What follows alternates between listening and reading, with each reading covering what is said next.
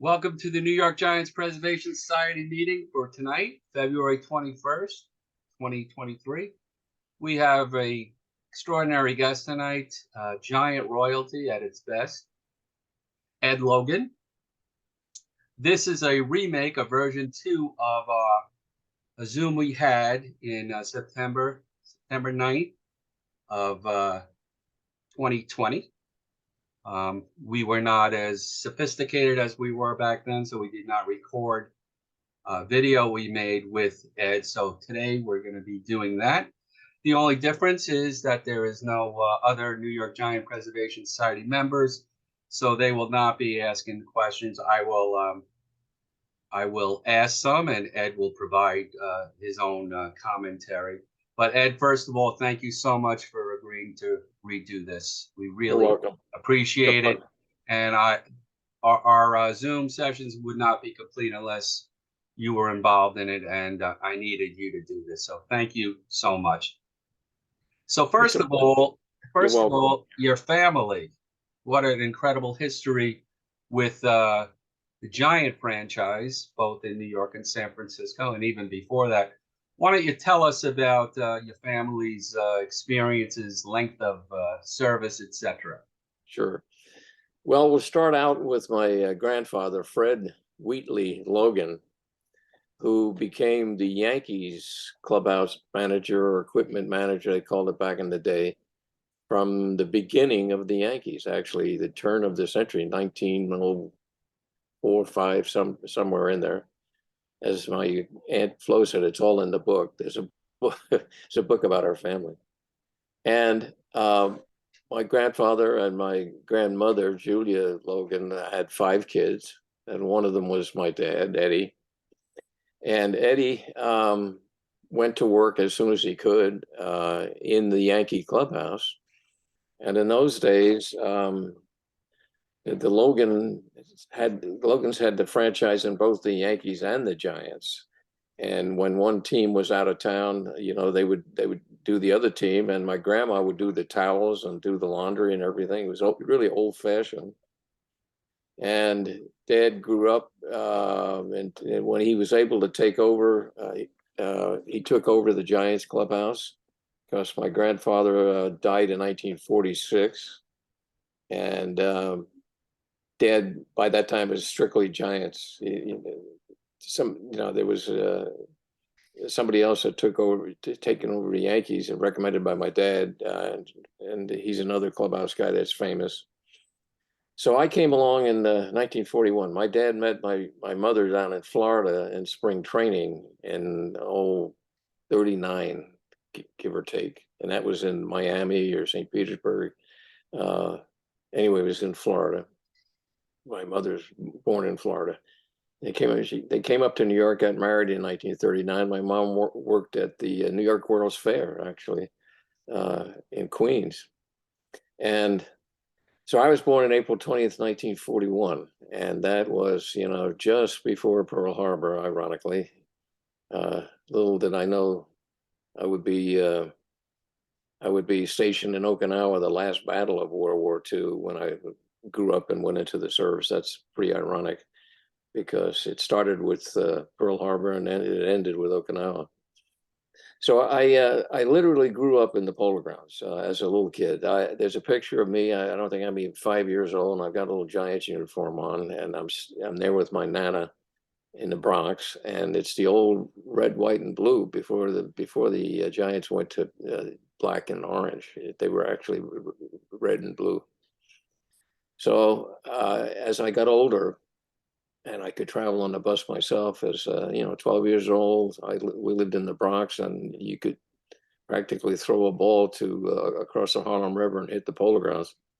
I went every Saturday, hung out in the with my dad, and then as I got a little older, he gave me a uniform, and I was able to go out and shag flies and play on the field, and eventually play catch with Willie Mays. I tell a story.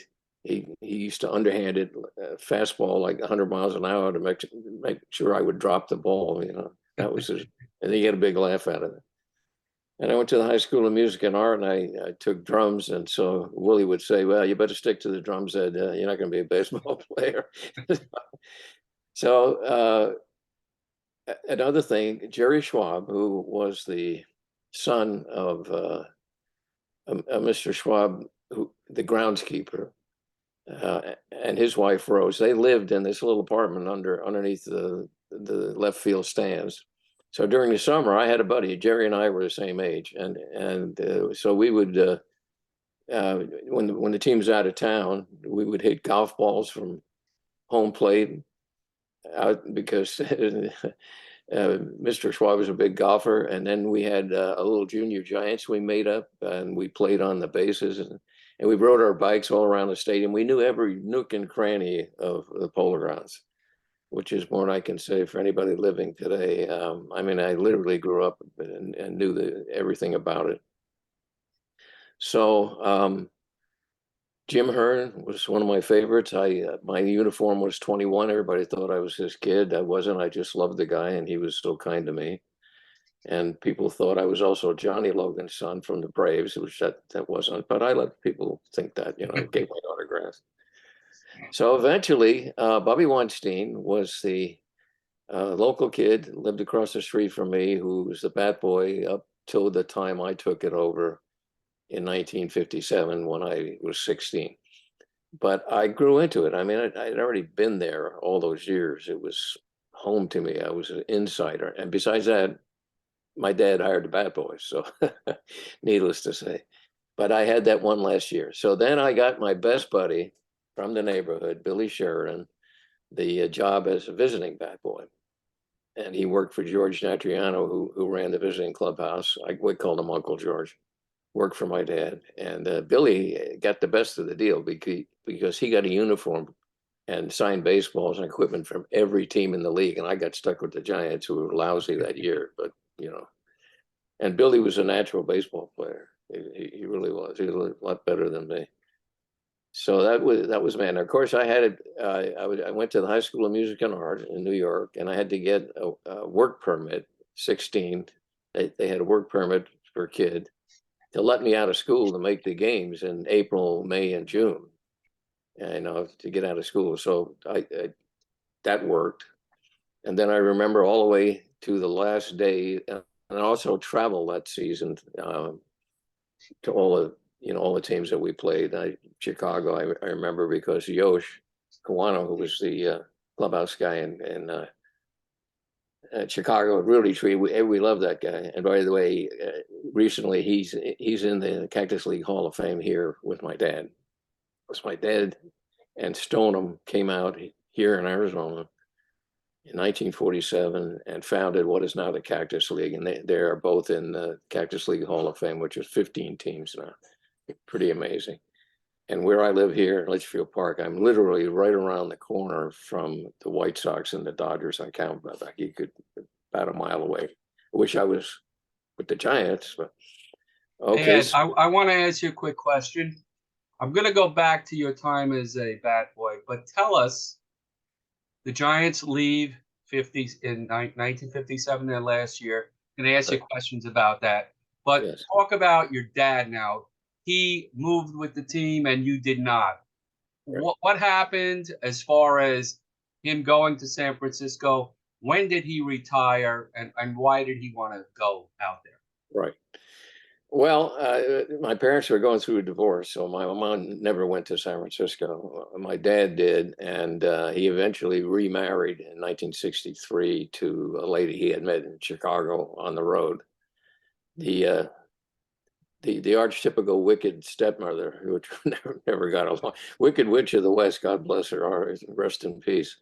But so he went out there, but then I graduated in June of '58, and the team came back, and they were playing Philadelphia, and Dad made it to my graduation, which was in Carnegie Hall. Believe it or not, High School of Music and Art was a big deal.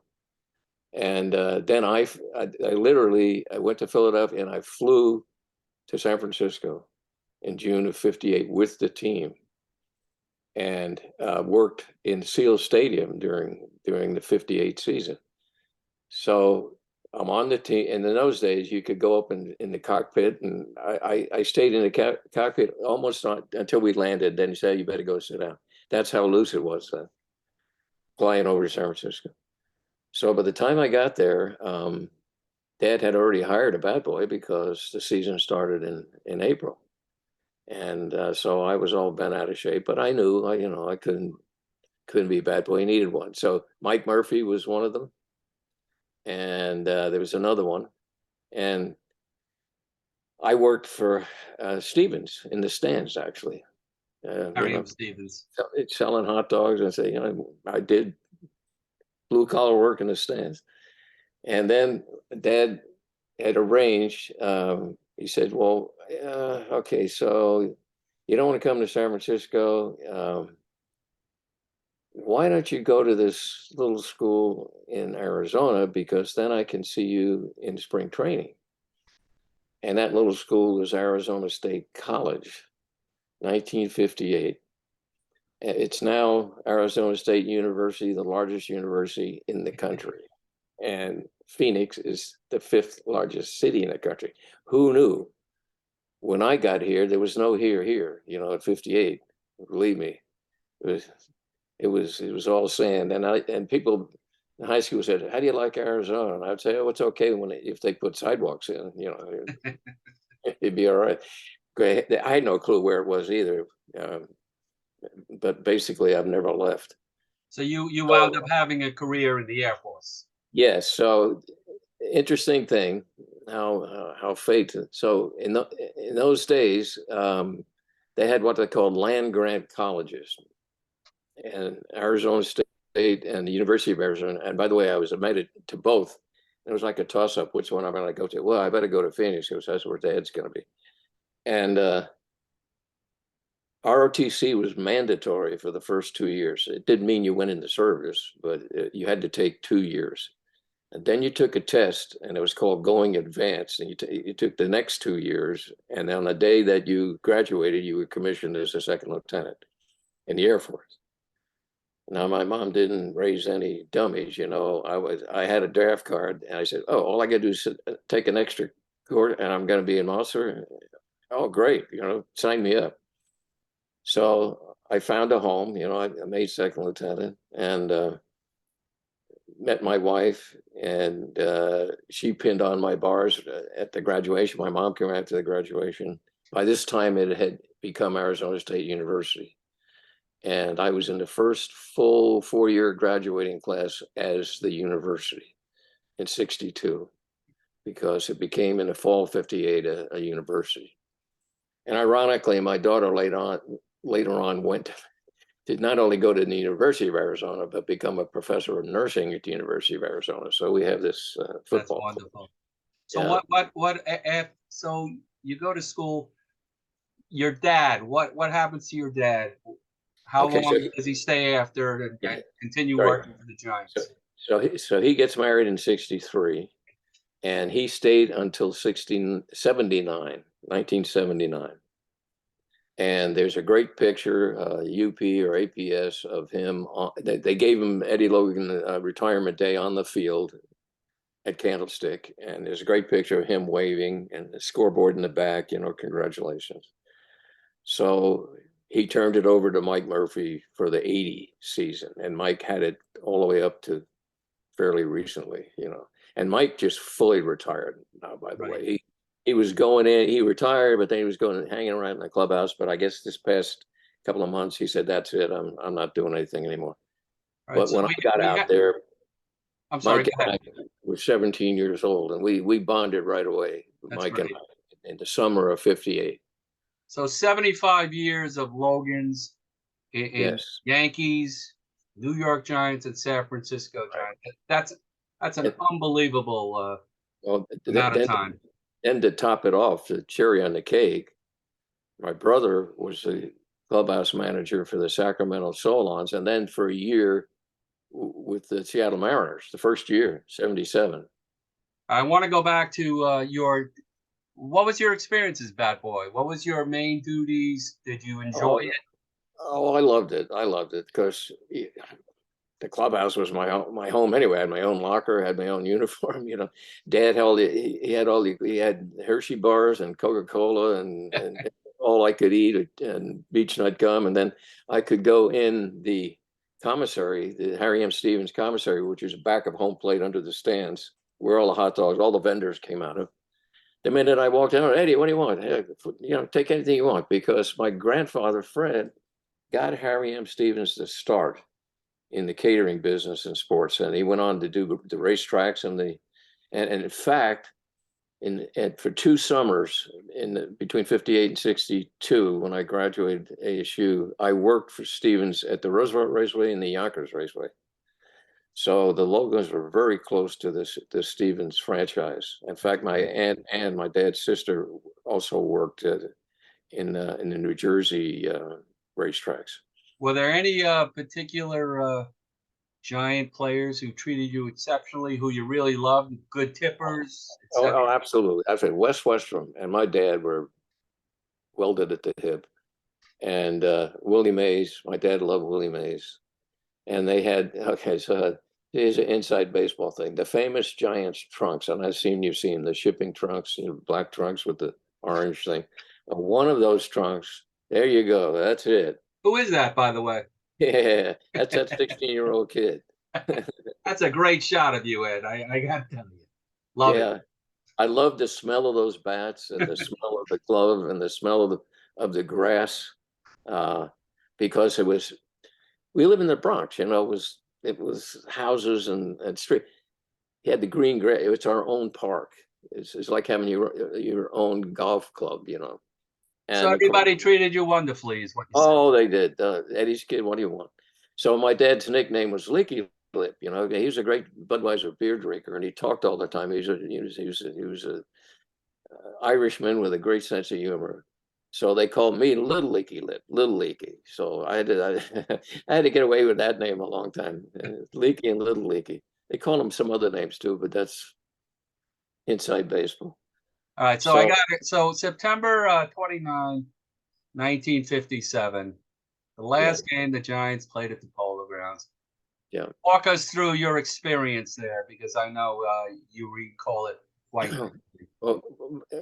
Well, every September growing up in the Polo Grounds, particularly when I was younger, 9, 10, 11, 12, and I'll get to that last day, was very sad for me, because it meant I had to go back to school, and all the players were going off to these exotic places that they lived, and they were going hunting and camping, and Doc Bowman was going duck shooting, and they were going all these places, and I had to go to PS 11, down the street. And in the fall in those days, it always meant you had to go to a dentist, and you had to bring a slip back, or they would give you shots, in the cafeteria. It was not a great experience to go to school and back in the day. And it was a sad thing. It was like sad winter. All the players were going off. Summer was over. Football took over. My dad ran the New York Giants football out of the Polo Grounds. He also did the 49ers out of the Polo Ground, out of Candlestick. But the football people was totally different. They didn't joke. They didn't laugh. The baseball clubhouse was a riot of laughter and jokes. I mean, it was a great place. So that last day, by that time I knew, I was doubly sad. I knew it was not only September, and I had a year to go in high school, but they weren't coming back. That was it. And Dad was going too. I was used to him going all these years to spring training. He would go early in February, maybe sometimes in January. Wouldn't come back till April. That was Did Dad get an inside, scoop on when they were leaving during the 57 season? I'm sure he did, but he that's fuzzy to me. It didn't register with me until, sort of that last month, because, at 16, I wasn't tuning in news-wise. Right. I knew eventually they were going to go, and said San Francisco. To me, that was just another New York, a clean New York, just another New York. It had no attraction to me whatsoever. And none when I got there either, and certainly none now. Right. with, the streets and so forth. So, all right, so The final we're in the dugout. We're in the dugout, and Doc Bowman, God bless him, I had two uncles, Doc Bowman and George Natriano. George Natriano was the visiting clubhouse guy, and we called him Uncle George. And Doc Bowman was my on-field supervisor. He'd keep an eye on me, made sure I did what get the ball, take the balls out to the umpire, get the bat, make sure, you behave yourself in the dugout, which I did, of course. And so this is a famous thing. So he says to me, we're just getting ready for the last pitch, and or two pitches. He says, Eddie, okay, now stay next to me. We're going to run to the clubhouse, which is in center field, on the second floor in center field. And take off your hat, because they're going to run. They're going to grab your hat, and stay with me, and we'll get there. So last out and everything. And I don't even remember what I did with the bats, or somebody else came on and got the bats, or Matty Schwab got them, somebody. But anyway, I'm running with Doc, and you've seen famous pictures of Bobby Thompson running across the, well, I was in back of them there somewhere, and made it up the stairs. So I get into the clubhouse, and I get interviewed by the media. What do you think? And so on and so forth. And everybody's getting interviewed and everything. So years later, I'm in the Vietnam War as a captain. I'm in Ubon, Thailand, northeast Thailand, the middle of just 69, 70, middle of the Vietnam War as an Air Force officer. And they have a local AFRTS radio station there, which is Armed Forces Radio and Television Station. And they're playing great sports clips. And there's my interview. And it's on one of these big discs. And that's the first time. And to this day, I have not been able to get my hands on that interview. But it was on there. And everybody heard it on the base, That's a great story. If anybody is watching and has any idea where this is, please send it to us. So great story. Ed, I got it. So again, great picture here. Maybe you could tell us this picture. Oh boy, that's the famous one. The sad sack. This is the interior. Hold that up again a minute, Gary. This is the downstairs interior where all the lockers were in the polo grounds, and that's my dad. And that's a posed picture, but it's woe is me. The Giants is leaving New York, and it's a phony. He wanted to go to San Francisco. Never mind. They were done with New York. He couldn't wait to get out there. So that was, but that was on the front page of the paper. That was a classic thing. Couple of more items.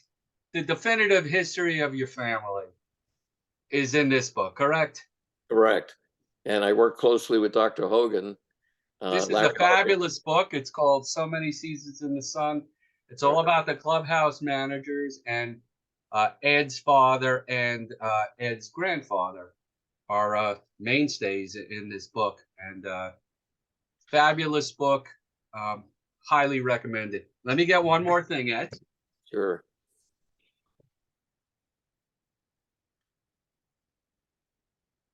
You also are prominent in this End of an Era video that Mo Resner put out. You want to explain what happened with this as well? Yes. So Mo was there. It was September 29th, 1957. And we played the Pittsburgh and we got beat. And by the way, when we were running into the clubhouse, several pictures of that, as the Giants are going up the right-hand side, here is the Pirates are going up the other side. And famous pirate, who's the most famous pirate? Roberto Clemente. But Roberto Clemente, number 21. He's going up the stairs. Oh, he was. That's right. I'm sorry. He was going up the stairs on the other side. Now, speaking to that stairs, before I get to how Mo did his video, the Giants are back in 1962 to play the Mets, and the Giants are coming down the visitors' steps. And my dad is now on the visitors' side, And he says to me, geez, I never realized how crappy the visitors clubhouse is. And he was in charge of it with George Natriano. Dude, this place sucks. And then, of course, they tore it down. Okay.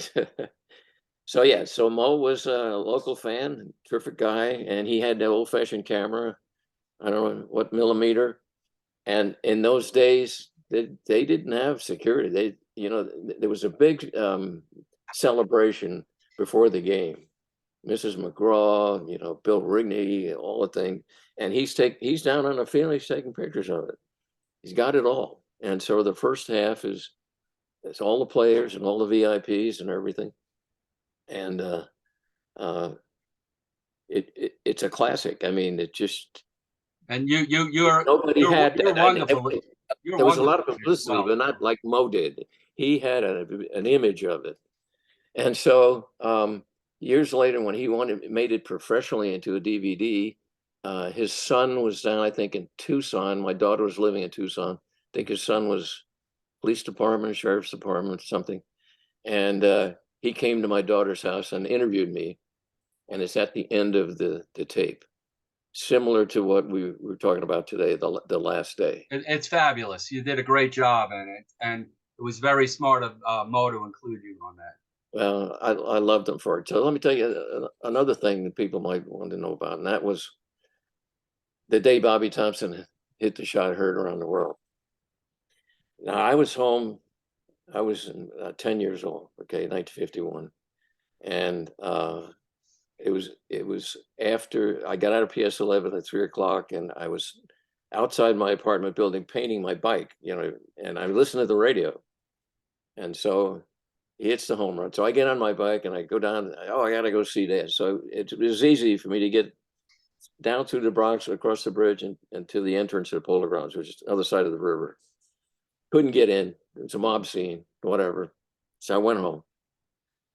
My dad had to pack up all of the trunks and all of the gear for the next day at the Yankee Stadium across the river to start the World Series. They didn't have any time in between. Boom, the next day. And his sister Marie had just died. With his oldest sister in my head. So he had that grief. But the funny story he always told, and you know this one, Bobby Thompson comes running in with a baseball, and he says, Eddie, hey, this is the guy who got the ball, and all he wants is a couple of tickets for World Series tomorrow. Or did, oh, yeah, well, yeah, put it on my dad says, put it on the chair here with the other balls that the other people brought in here. Nobody got the miracle ball. And we think to this day it went into, if anybody had it, it went into what we call a ball bag for practice balls, And a few more questions before we wrap it up. New York Giants night at AT&T Park that you attended in 2012. You were on the field. How'd that make you feel? I know I felt great, and honestly, if anybody should have felt wonderful, it was you and Peter McGowan more than anybody, because of your history with the team. And I don't know if you notice, if you look closely at me standing with Mike Murphy, it's like we were brothers. I was holding on to him because we were 17-year-olds together from the beginning of the San Francisco Giants. Are you still in contact with him? Yes, I love the guy. Yes, over the years, and he literally carried my dad's coffin at his funeral in that's wonderful. 1995. I got two more questions or comments. I feel, and I'm sure I want to know how you feel, but I'm sure it's the same way. I don't understand why your dad is not honored at AT&T Park. He worked for the Giants in San Francisco from 58 to 79. I just feel that there should be some kind of plaque honoring him, or maybe one of the clubhouses. I know one is named after Mike Murphy, but I feel your dad warranted that. Thank you, Gary, and he does. There is something, and it's outside the stadium. His name is on a plaque for the 62 Giants. It's where let's see, Willie McCovey Cove with the McCovey statue, and there is an ellipse, and there are plaques for different years. Right. He's on several of them. Just as clubhouse manager, it's a team photo. But you're right, and it's worse than that. He didn't get. This is my bone to pick with the Giants. He never got the retirement that Mike Murphy subsequently got. Right. It was a voting thing, and some of the players didn't vote him in, and I never forgave him for that. I won't tell you who they were, but well, 21 years in San Francisco, and then his time in New York as well. I mean, this is an all-encompassing franchise. I really think it's warranted here. Yes, and the one who replaced my grandfather Fred Logan and the Yankees, he got a big plaque out in center field. Yeah. And of course, Mike Murphy got the Mike Murphy clubhouse. And one more question before we wrap it up. There are no clubhouse men in the Hall of Fame, correct? No, and that's another thing. I was working with Jamie Rupert, of course. That's another thing. Horace Stoneham the Giants were a family, family owned, and not corporate, whatever they are now. And Horace was like a grandfather. He was treated my dad. He fired my dad 6 times, but he said, if you didn't show up to work tomorrow, I'll really fire you. Because he would go up and drink with him after the games. He'd come up here and sit and have a scotch with me. My dad would get home at midnight, and he had to be in the next day at the clubhouse. So he was a real figure in my life. And listen, I cannot thank you enough for redoing this, because I'm sure whoever does watch this will say, hey, I'm so glad that Ed agreed to do this, because without you, it's just not a complete story. So thank you so much for joining us tonight. And really, you're the best. And thank you again. You're more than welcome, Gary. Nice hat. Be well always, and we'll see you soon. Take care. Good night. Good night.